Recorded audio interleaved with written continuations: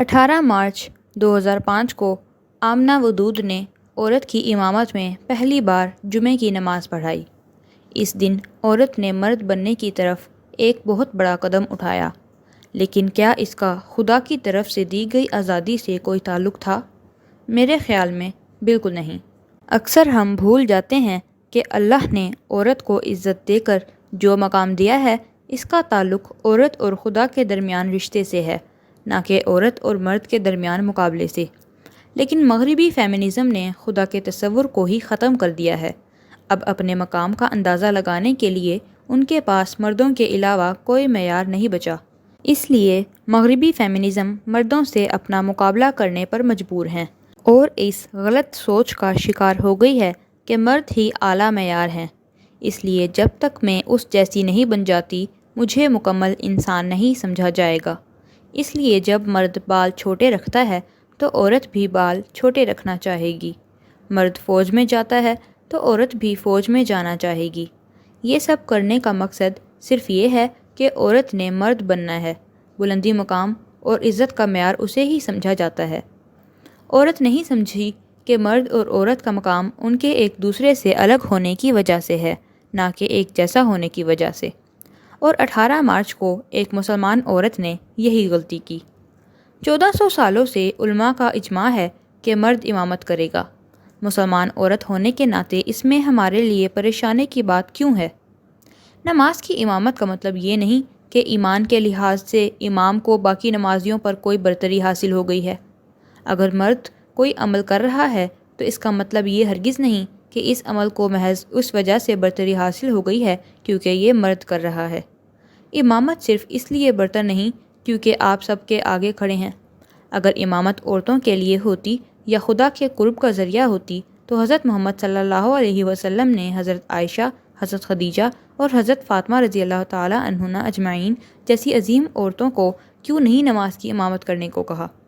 ان خواتین کو جنت کی بشارت تھی، پھر بھی انہیں کبھی نماز کی امامت نہیں کرائی۔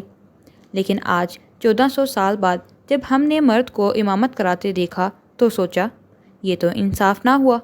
ہمارا خیال ہی ہے، ورنہ خدا کی نظر میں تو امام کی نماز کو باقیوں کی نماز پر کوئی برتری نہیں ہے، جبکہ دوسری طرف صرف عورت ہی ماں بن سکتی ہے، اور خدا نے عورت کو یہ خاص مقام دیا ہے۔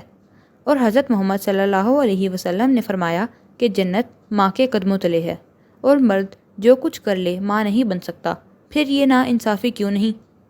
جب پوچھا گیا کہ ہماری رحم دلی کا سب سے بڑا حقدار کون ہے تو اس سوال کے جواب میں 3 دفعہ کہا گیا تمہاری ماں، اور چوتھی بار صرف ایک بار کہا گیا تمہارا باپ۔ کیا یہ تفریق نہیں؟ مرد جو بھی کر لے ماں کے مقام تک نہیں پہنچ سکتا۔ اب جب کہ خدا نے ہمیں نسوانیت کی وجہ سے منفرد مقام دیا ہے، ہم اپنی قدر کروانے کے لیے مرد سے مقابلے میں اور اس جیسا بننے میں مصروف ہیں۔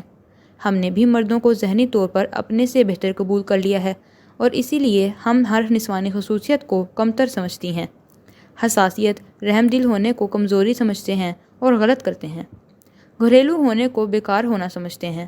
مردانگی اور نسوانیت کی جنگ میں ہمیشہ مردانگی کو بہتر سمجھا جاتا ہے۔ جب ہم مرد سے متعلق ہر عمل کو برتر سمجھ لیتے ہیں تو اس کا فوری رد عمل یہ ہوتا ہے کہ اگر مرد کر رہا ہے تو ہمیں بھی کرنا ہے، اگر مرد امامت کر رہا ہے تو ہم نے بھی کرنی ہے، اگر مرد پہلی صف میں کھڑا ہے تو ہم کیوں نہیں؟ ہمارے خیال میں دنیا میں مرتبے والے کام کرنے کا مطلب ہے کہ آپ خدا کی نظر میں بھی برتر ہو گئے ہیں۔ مسلمان عورت کو اس طرح اپنے مقام سے گرنے کی ضرورت نہیں ہے۔ اس کا مقام خدا نے مقرر کر دیا ہے، مرد نے نہیں۔ مردوں جیسا بننے کے جہاد میں عورت نے کبھی رک کر سوچا ہی نہیں کہ ممکن ہے جو میرے پاس ہے وہ میرے لیے زیادہ بہتر ہو۔ کبھی کبھی مردوں جیسا بننے کے چکر میں ہم کافی بہتر مقام سے ہاتھ دھو بیٹھتے ہیں۔ 50 سال پہلے معاشرے نے ہمیں بتایا کہ مرد ہم سے برتر ہیں کیونکہ وہ گھر سے فیکٹری جاتے ہیں کام کرنے کے لیے۔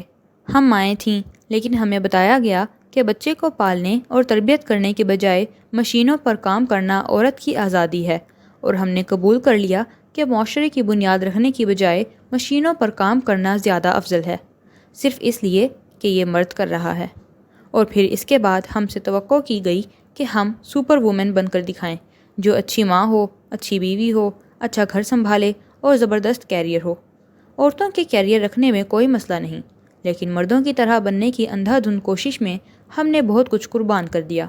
ہم نے اپنے بچوں میں عجیب تبدیلیاں دیکھیں جس سے ہمیں اپنا مقام کھونے کا احساس ہوا، اور اب مغرب میں عورت اپنی مرضی سے گھر رہ کر بچے پالنے کو ترجیح دے رہی ہے۔ امریکہ کے ادارے United States department of agriculture کے مطابق صرف 31% مائیں اور 18% 2 یا 3 بچوں والی خواتین کام کرتی ہیں، اور 2000 پیرنٹنگ میگزین کے مطابق ان میں سے بھی 93% گھر میں اپنے بچوں کے پاس رہنا چاہتی ہیں، لیکن مالی ذمہ داری کی وجہ سے کام کرنے پر مجبور ہیں۔ یہ مالی ذمہ داری بھی ان عورتوں پر ماڈرن مغرب کے مرد عورت کی برابری کے اصول کی وجہ سے ہے، ورنہ اسلام نے تو عورت کو مرد سے مختلف ہونے کی وجہ سے اس ذمہ داری سے ان کو آزاد کر رکھا ہے۔ 100 سالوں کے تجربوں کے بعد مغرب کی عورت کو جس کا احساس ہوا، اسلام نے 1400 سال پہلے ہی عورت کو وہ آسانیاں دے دی تھیں۔ عورت کے مقام پر پہنچ کر میں اپنی توہین کروں گی جب میں مرد بننے کی کوشش کروں گی، جو کہ میں بننا بھی نہیں چاہتی۔ ہم اس وقت تک آزاد نہیں ہوں گی جب تک مردوں کا مقابلہ کرنے کی بجائے ہم عورت کے مقام کو اپنائیں۔ اگر مجھے جبری انصاف اور رحم دلی میں سے انتخاب کرنا ہو تو میں رحم دلی کو منتخب کروں گی، اور اگر دنیا کی قیادت اور پاؤں تلے جنت میں سے انتخاب کرنا ہو تو جنت میرا انتخاب ہوگا۔